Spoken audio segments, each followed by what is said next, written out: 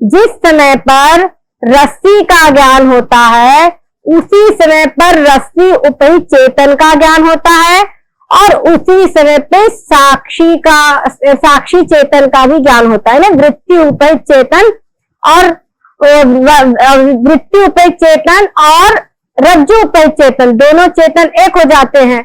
तो जब रज्जु उपहित चेतन का ज्ञान होता है वही ज्ञान साक्षी चेतन का भी हो जाता है, क्योंकि दोनों चीजें एक ही है। वास्तव में तो ब्रह्म चेतन सबका ही एक ही है, केवल उपाधियों के कारण भेद है। और जब उपाधियां भी एक हो गई तो ब्रह्म चेतन तो पहले से ही एक है, वो भी एक हो गया। वो जो उपाधि कल्पित भेद है वो भी समाप्त हो गया। तो इस प्रकार से जिस समय पर रस्सी का ज्ञान होता है उसी समय पर साक्षी चेतन का भी ज्ञान होता है। तो साक्षी चेतन के ज्ञान से सर्प के ज्ञान की निवृत्ति हो जाती है। तो इस प्रकार से सर्प का ज्ञान यानी रस्सी के ज्ञान से ही क्या होगा, सर्प का ज्ञान और सर्प ज्ञान का भ्रम दोनों ही दूर हो जाते हैं, अब आगे 144 अंक में बात आती है कि सर्व त्रिपुटियों के ज्ञान में साक्षी का भान होवे है। साक्षी का ज्ञान हो सभी त्रिपुटी यानी ज्ञाता, ज्ञान और ज्ञेय, ये त्रिपुटी है, ये आप लोगों को मालूम ही है। अब यहाँ पर कहते हैं कि कूटस्थ द्वीप प्रकरण, विद्यारण्य स्वामी जी उन्होंने पंचदशी नाम का एक ग्रंथ लिखा है। उस ग्रंथ में कूटस्थ द्वीप प्रकरण, उसमें 15 प्रकरण है। पंचदश यानी 15 प्रकरण है, इसलिए पंचदशी ग्रंथ का नाम है। उसमें कूटस्थ द्वीप प्रकरण है। उस प्रकरण में लिखा है, उसमें प्रक्रिया बताई गई है कि आभास सहित अंतःकरण की वृत्ति, आप भाषा समझिए, आभास सहित अंतःकरण की वृत्ति इंद्रिय द्वारा निकस के घटादिक विषय को प्रकाशे है। तो यही बात हो गई जो अभी तक हम पढ़ रहे हैं कि अंतःकरण की वृत्ति वो चिदाभास में होता है, और अंतःकरण की वृत्ति जो होती है उसमें उसका अधिष्ठान चेतन भी है। तो तीनों सहित मैंने आभास सहित अंतःकरण की वृत्ति इंद्रिय के द्वारा निकल के विषय को प्रकाशित करती है, ठीक है। और घटादिक विषय और तैसे आभास सहित वृत्ति रूप तिनका ज्ञान, तो घट आदि जो भी वस्तु है ना, घट आदि जो भी विषय है वो विषय और आभास सहित वृत्ति रूप उसका ज्ञान, घटादिक विषय और विषय का ज्ञान। और विषय का ज्ञान क्या हुआ, जो अंतःकरण की वृत्ति वो वस्तु के आकार को प्राप्त हुई है, वस्तु का मैंने अंतःकरण वृत्ति का जो ज्ञान रूप परिणाम है, वृत्ति के आकार की जो होती है, जो अंतःकरण की वृत्ति वस्तु के आकार की होती है, विषय के आकार की होती है, उसी को कहा गया है क्या वो उस वृत्ति में चिदाभास भी होता है, तो वो उसका ज्ञान हुआ और वो उसमें आभास भी है, ठीक है। आभास सहित किसका ज्ञान तथा आभास सहित अंतःकरण रूप ज्ञाता।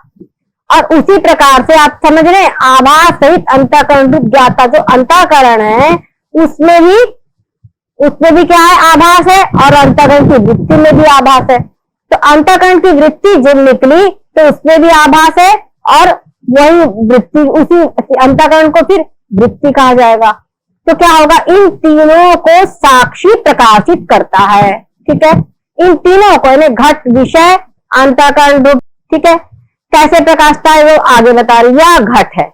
इस रीति से आभास सहित वृत्ति से घट मात्र का प्रकाश हो गए है। यह घट है, इस प्रकार से यह घट है, ऐसा करके आभास के सहित वृत्ति से जो अंतःकरण की वृत्ति है आभास के सहित, उस वृत्ति के द्वारा घट का प्रकाश होता है, ठीक है। तो जब घट का प्रकाश हुआ तब क्या होता है, मैं इस घट को जानता हूं, मुझे इस घट का ज्ञान हुआ, ये बात हुई वहां पे। तो इस प्रकार से जो ये मैं शब्द है, मैं शब्द का अर्थ क्या है, ज्ञाता। मैं शब्द का मैंने इस घट को जाना, ठीक है, मैं इस घट का ज्ञाता हूं। तो मैं जो ज्ञाता हूं, जो ज्ञाता है वो क्या है, मैं शब्द का अभिप्राय है। मैं प्रत्यय किसके लिए आया है, ज्ञाता के लिए, ठीक है। और जो घट है जिसका ज्ञान हो रहा है वो है गे। घट क्या है? गे है।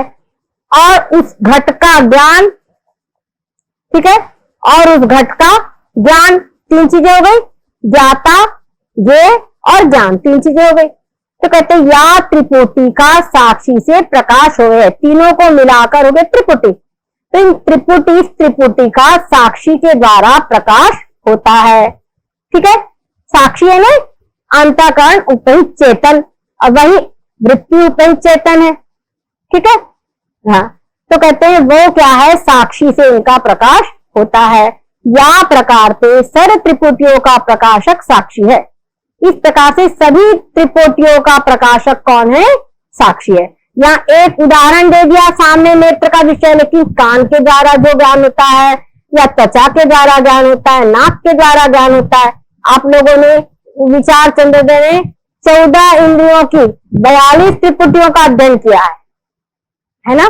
तो जो 42 त्रिपुटियां हैं उन सभी का जो ज्ञान होता है, उन सभी के द्वारा जो ज्ञान होता है, उन सबका प्रकाशक, सभी जो त्रिपुटियों हैं उसका प्रकाशक, ये सभी जो ज्ञाता ज्ञान गे करके 14 त्रिपुटियां हैं, उन 14 या 42 हो गए, 42 अंग हो गए। तो 14 त्रिपुटियों का प्रकाशक कौन है? साक्षी है, ठीक है। साक्षी आप अगर अज्ञात होवे तो त्रिपुटी का ज्ञान साक्षी से बने नहीं। तो इसलिए क्या साक्षी आप, मैं हर एक व्यक्ति को ज्ञात है, अपना आप जो है हर व्यक्ति को ज्ञात है। अगर मैं ना हुआ तो आगे किसी चीज को कौन सिद्ध करेगा, ठीक है। तो त्रिपुटी का ज्ञान तभी बनता है जब साक्षी ज्ञात होता है, यानी साक्षी ही सबका मुख्य है। या तो त्रिपुटियों के ज्ञान में साक्षी का ज्ञान अवश्य होवे है। तो जो त्रिपुटियों का ज्ञान होता है उसमें साक्षी का ज्ञान अवश्य ही होता है। अब आगे कह रहे हैं ता ज्ञान, साक्षी ज्ञान से सर्प ज्ञान की निवृत्ति संभव है। तो इस प्रकार से जब त्रिपुटियों का ज्ञान होता है, तो जहां हमको रस्सी का ज्ञान हुआ, तो सब रस्सी का ज्ञान हुआ, वहां पर भी अंतःकरण की वृत्ति जो है, साभास अंतःकरण की वृत्ति जो रस्सी के आकार की हुई, वो हो गई ज्ञान, ठीक है।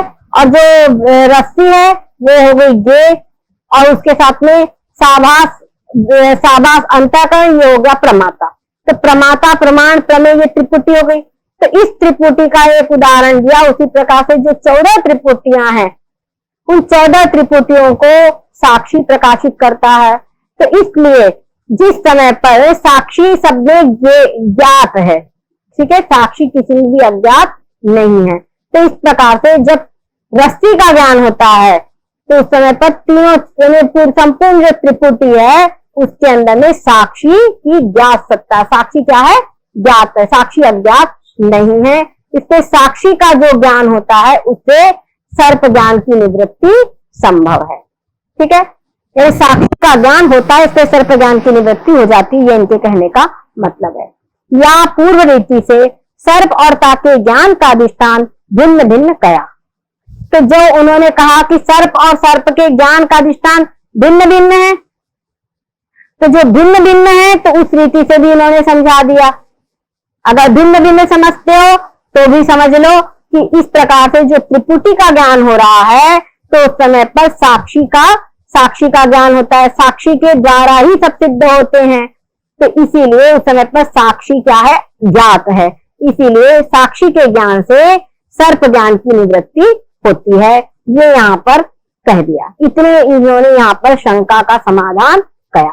या पक्ष में शंका समाधान रूप विवाद और भी बहुत से है। क्या समझे?